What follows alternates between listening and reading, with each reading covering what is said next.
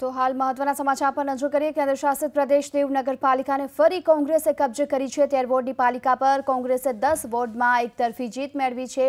ભાજપને માત્ર 3 બેઠકો મળી છે। કોંગ્રેસે ફરી જીત મેળવતા કાર્યકર્તાઓમાં ખુશી ફેલાઈ છે। ફટાકડા ફોડી ઉજવણીની શરૂઆત કરવામાં આવી છે।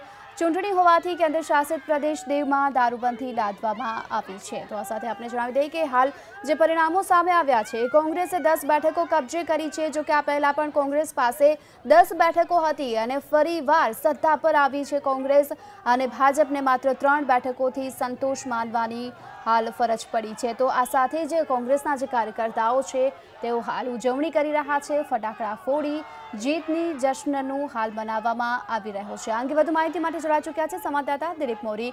દિલીપ, જે પ્રમાણે પરિણામ હાલ આવી ચૂક્યા છે, ખાસ કરી 10 બેઠકો પર કોંગ્રેસની જીત થઈ છે, કોંગ્રેસમાં ખુશીનો માહોલ, શું વિગતો?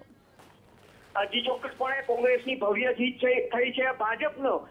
ભાજપની રસાકસી ભર્યો આ જંગ લડતો હતો, પરંતુ અંતે ભાજપના સુપરા સાફ થયા છે। ખાસ કરીને જે દીવનું જે ઘોઘલા વિસ્તાર છે, આ ઘોઘલાની અંદર 7 બેઠક છે અને 7 બેઠકમાં કોંગ્રેસે વિજય મેળવ્યો છે। જ્યારે અન્ય 3 બેઠક દીવની છે તેમાં પણ કોંગ્રેસે વિજય મેળવ્યો છે। ભાજપના ફાળામાં 1, 2 અને 4 વોર્ડના જીત મળી છે, પરંતુ 10 બેઠકો પર કોંગ્રેસનો વિજય થતા કોંગ્રેસે નગરપાલિકા કબજે કરી છે।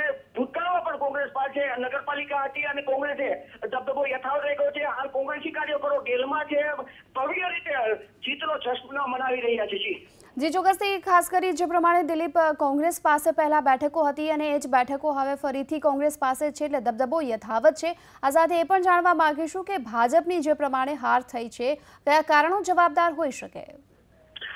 જી, વાત કરવામાં આવે તો ઘણા બધા કારણો છે, પરંતુ હાલમાં જ જે દારૂબંધી થઈ છે, જે નેશનલ હાઈવે ને નજીક 500 મીટરની ત્રિજ્યામાં, એમાં ક્યાંક ને ક્યાંક ભાજપને તેનો નુકસાન ભોગવવું પડ્યું હોય તેવું લાગી રહ્યું છે સ્પષ્ટપણે। બીજી તરફ જોવા જઈએ તો જે દીવનો વિકાસની વાત કરવામાં આવે, દીવના જે લોકો, શહેરીજનો છે, દીવને સ્માર્ટ સિટીમાં પણ સ્થાન મળ્યું છે। જે કોંગ્રેસ પાસે છેલ્લા 5 વર્ષથી કોંગ્રેસ શાસન કરી રહ્યું છે, જેના કામોને લઈને જે લોકો છે તે સંતોષ માની રહ્યા હોય તેવું પણ લાગી રહ્યું છે। ક્યાંક ને ક્યાંક ભાજપને ધાકારો આપી રહ્યા હોય તેવું સ્પષ્ટ દેખાઈ રહ્યું છે।